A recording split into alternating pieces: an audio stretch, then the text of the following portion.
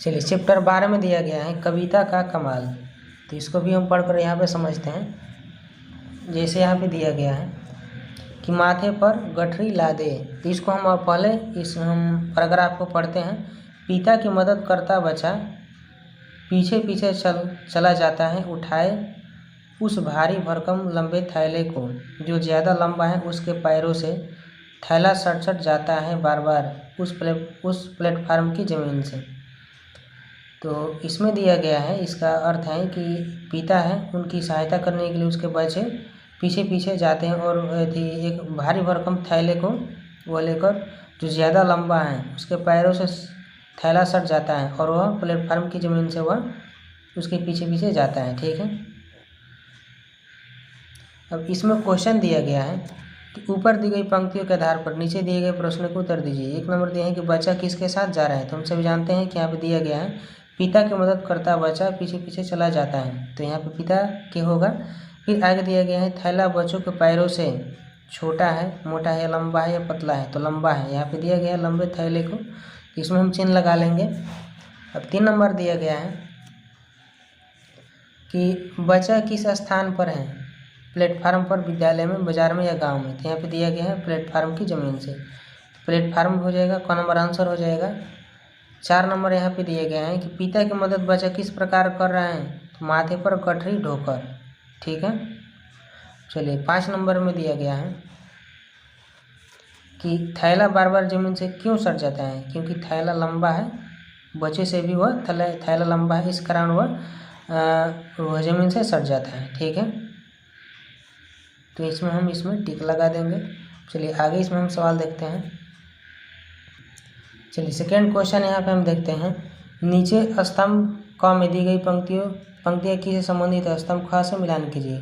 जैसे यहाँ पे दिया गया है 1 नंबर में कि खुदुर खुदुर का खोदत है, तो यहाँ पे इसे रिलेटेड हो जाएगा कुत्ता से। सुरूर सुरूर का पीवत है, तो यहाँ पे भैंस से हो जाएगा। ताक झाक का खोजत है, तो चिड़िया से हो जाएगा। सरक सरक कहाँ भागत है, तो यहाँ पे सांप से इसका रिलेटेड हो जाएगा। ठीक है। चलिए आगे इसमें हम सवाल देखते हैं। 3 नंबर में 3 नंबर में क्वेश्चन दिया गया है कि आप अपने मन से एक कविता लिखिए। तो आप अपने मन से कोई भी आप कविता लिख सकते हैं अपनी सोच से। तो देखिए हमने यहाँ पे लिखा है कि कभी मत उस चिड़िया को खोना, पेड़ों को मत कटने देना, मत चिड़िया को रोना, एक एक पति पर हम सबके सपने सोते हैं, शाखें कटने पर वे भोले शिशु सा रोते हैं, कावे फल चखते हैं, आज सभ्यता वैसी बन पड़ेंगे, वन पेड़ों को काट रही हैं।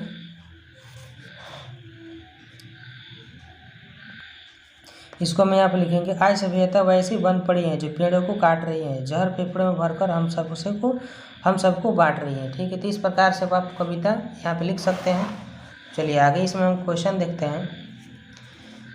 4 नंबर में दिया गया है सांप या चिड़िया में से किसी एक के विषय में 8 वाक्य लिखिए। तो चिड़िया के बारे में यहाँ पे लिखा गया है कि चिड़िया एक उड़ने वाली जीव है, इनकी अनेकों प्रजातियाँ हैं, कुछ बड़े आकार की होती है तो कुछ छोटे आकार की। इनमें के कुछ पक्षी के आवाज़ मधुर होते हैं तो कुछ के मधुर आवाज़ नहीं होते हैं। यह सुबह सुबह बहुत ही अच्छे आवाज़ों से मन को प्रभावित करती हैं। यह अपना भोजन छोटे कीटों और पौधों की सहायता से करते हैं। कुछ फल भी इन्हें बहुत पसंद हैं। इनकी आयु 4-7 वर्ष तक लगभग होती है। ठीक है। देखिए 5 नंबर में यहाँ पे सवाल दिया गया है कि कोष्ठक में दिए गए शब्दों से रिक्त स्थानों की पूर्ति कीजिए। जैसे यहाँ पे शब्द दिया गया है, यहाँ पे इसको हमको भरना है। तो तारीख थी 5 सितंबर, शिक्षक दिवस 5 सितंबर। विद्यालय के बच्चे शिक्षक दिवस मनाने की पूरी तैयारी कर लिए थे। बच्चे रंग बिरंगे गुब्बारों से विद्यालय का कोना कोना सजा दिए थे।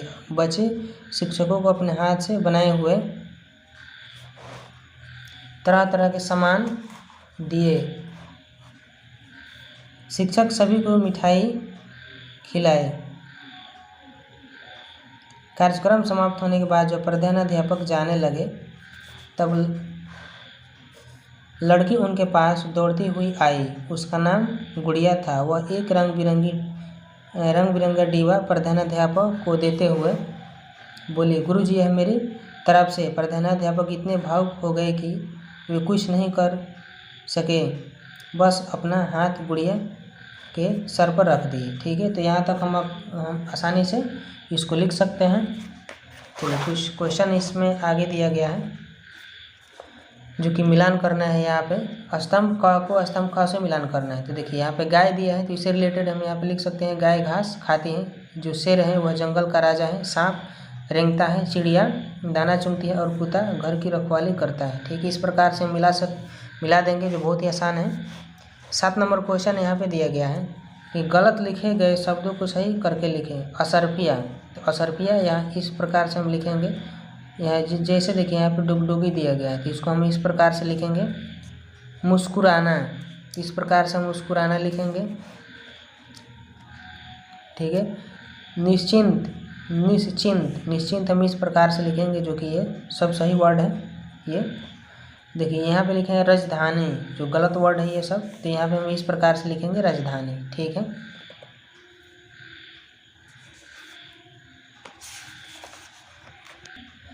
अब 8 नंबर आपका क्वेश्चन दिया गया है कि बीच के गोले में अपने मनपसंद जानवर का नाम लेकर शब्द जाल में दिए गए बिंदु के आधार पर उनके बारे में लिखिए। जैसे देखिए, जैसे पालतू, शारीरिक बनावट, लाभ, आवास, भोजन, रंग, तो यहाँ पे हमने लिखा है उसके बारे में। कुत्ता जैसे हो गया। अब इन सब के टॉपिक के बारे में यहाँ पे लिखना है। तो देखिए यहाँ पे हम इसको सब के बारे में लिखे हैं। पहले पालतू के बारे में, तो कुत्ता एक पालतू जानवर है। रंग, इसका रंग, तो यह कुछ रंग के होते हैं, जैसे काला, सफ़ेद, भूरा आदि, लाल। ठीक है, कई रंगों में होते हैं। इनका भोजन क्या है, तो यह दूध, रोटी, ब्रेड, मांस आदि खाता है। आवास, इनका रहने का जो आवास है वह कुत्ते का निवास हम लोगों के निवास में ही रहते हैं। लाभ, इसके से क्या लाभ है, तो यह काफ़ी लाभकारी जीव है। यह वफादार जानवर होता है, यह घर की रखवाली करता है। ठीक है, शरीर इसका बनावट यहाँ पे लिखना है, तो इसके बारे में यहाँ पे हम लिखेंगे, इसके 2 आँख, 2 कान, 4 पैर और 1 नाम और 1 पूँछ होती है। ठीक है, 2 कान, 4 पैर, 1 नाम, जैसे और 1 पूँछ होती है। तो यहाँ पर नाम तो इसके बहुत से हो सकते हैं, हजारों नाम हैं। ठीक है, इसके अनेकों नाम हो सकते हैं। तो आगे इसमें हम सवाल देखते हैं 9 नंबर में। 9 नंबर में आपका सवाल यहाँ पे दिया गया है कि कोष्ठक में दिए गए शब्दों की मदद से रिक्त स्थानों की पूर्ति कीजिए। जैसे देखिए, माँ बेटे बहुत गरीब थे और उनके पास डॉडट का कोई साधन नहीं था। डॉडट यानी कमाई का कोई साधन नहीं था। ठीक है,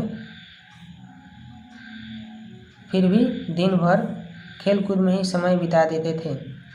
तंग आकर एक दिन उसकी माँ ने कहा, अब मैं तुझे बिठाकर नहीं खिला सकती, जा कुछ पैसे कमा कर ला। इस प्रकार से इस पैराग्राफ, इस वाक्य को हम इस शब्द की सहायता से आसानी से भर सकते हैं। ठीक है, अब चलिए 10 नंबर यहाँ पे सवाल दिया गया है। नीचे दिए गए उत्तरों के लिए प्रश्न बनाइए। मदन अपनी विधवा माँ के साथ गांव में रहता था। मदन अपनी विधवा माँ के साथ कहाँ रहता था। इस प्रकार से हम यहाँ प्रश्न बना सकते हैं। ठीक है, जैसे देखिए ख नंबर में दिया गया है कि राज दरबार में कवि सम्मेलन हो रहा है। इसको हम लिखेंगे कवि सम्मेलन कहाँ हो रहा है। कवि सम्मेलन कहाँ हो रहा है, यह प्रश्न हो गया।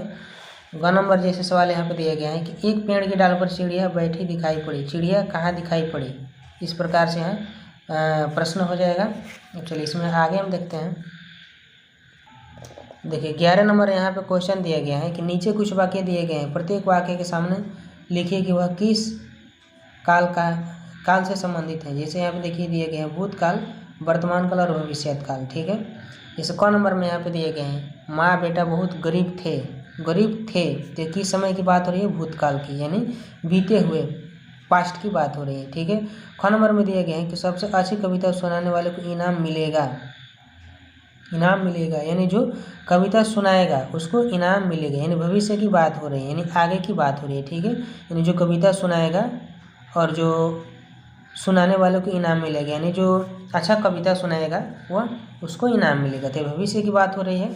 ग नंबर यहाँ पे दिया गया है कि वहाँ एक भैंस पानी पी रही थी। देखिए थी है यहाँ पे, तो भूतकाल की बात हो रही है, यानी पास्ट की बात हो रहा है। आप कौन है साहब, आप कौन है साहब, तो यह वर्तमान काल की बात है। ठीक है, जैसे ग नंबर दिया है कि भूलकर भी ऐसा काम नहीं करूँगा, भूलकर भी ऐसा बात नहीं करूँगा। तो ये भविष्य काल की बात है, मतलब आगे जो ऐसे काम है जो पहले मैंने गलती किया वह भूलकर भी ऐसा काम नहीं करूँगी, यानी आगे ऐसा काम नहीं करूँगी, ये भविष्य काल की है। ठीक है। 6 नंबर में दिया है कि मदन की कविता उनको सता रही थी, मदन की कविता उनको सता रही थी, यानी जो पहले कविता उन्होंने कहा या कविता सुनाया वही कविता उनको सता रही थी, ये भूतकाल की बात है। 6 नंबर दिया गया है कि यह सब तुम्हारी कविता का कमाल है, यह सब तुम्हारी कविता का कमाल है, तो वर्तमान काल की है। ठीक है। ज नंबर में यहाँ पे दिया गया है